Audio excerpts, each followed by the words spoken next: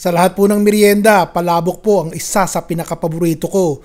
Kaya po madalas na akong gumawa nito sa bahay dahil simple lang naman po ang marikado at kayang-kayang gawin. Napakasarap po. Subukan nyo ha. Kahit anong oras nyo po mapanood itong ibinabahagi ko sa inyo, sa pakiwari ko po ay talagang magugutom kayo. Hahanap kayo ng paraan para bumili sa kanto o kaya naman gawin ito sa bahay. Napakadali naman po kasi eh. Try nyo po ha. Salain na po natin itong ating kaldo. Napakinabangan din yung ating mga lechon manok na buto na natira. Yan po'y malinis ha. Kaya maglalagay po ako ng 2 kutsarang mantika. Yun din po ang gagawin ko sa tokwa. Pagkatapos ng 2 minuto, sasandukin ko na po 1 kutsara pong pulbos na atsuete. Lagyan po natin ng konting tubig. Ilalagay ko na po iring ating atsuete para pumula. Lagyan ko po ito ng cornstarch. 2, 3 kutsara ng cornstarch.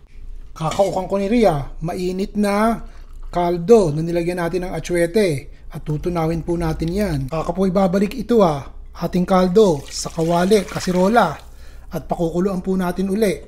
Lagyan po natin ng konting paminta, hindi ko na po papatisan at yung ating cube, yung ating chicken cube maalat na. Dahan-dahan po natin ilagay itong ating pampalapot, hindi ko po isosoga lahat Ayokong itodo lahat at baka naman po maging pandikit ang dating nitong ating kaldo dahil marami po akong cornstarch na nilagay.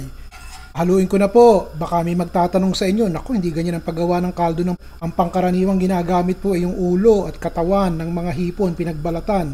Didikdikin nyo at saka nyo igigisa at pagkatapos gagawin yung juice. Yun po ang magiging pampalasa natin Wala po ako nun Kung gusto niyo pong hanapin sa aking YouTube at saka sa Facebook, meron po ako nung original na ganun. Ito pawardi-wari din lamang at nagugutom na po ako.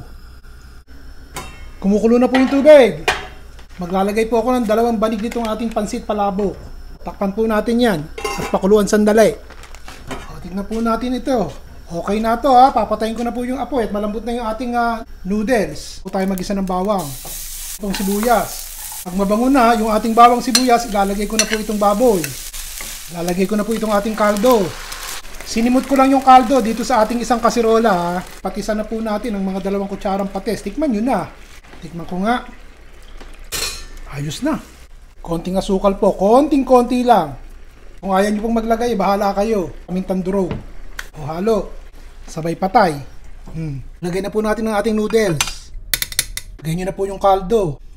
Lagyan nyo na po ng toko ang pinirito. Gusto nyo pang itodo yung inyong kaldo, dahil ito lang naman ang noodles na ginawa ko, todo na natin. Tapos yung ating tinapa. Baka malimutan nyo yung chicharon, todo ko na itong ating kaldo. Tapos yung inyong itlong dandilaga, yung inyong sibuyas na mura. O basta alam nyo may lemon to. Yung pa natin ng konting kaldo sa taas, nagkaayos. Pigaan po natin ng lemon o kaya ng kalamansi. Panalo. Teka, titikman natin Diyan muna kayo. Gusto nyo bang matikman? Sa likod po kayo dumaan yumuko kayo sa sampayan at naglaban na naman si Manang. Ayos po ba? Hanggang sa susunod. Si Ron Bilaro po.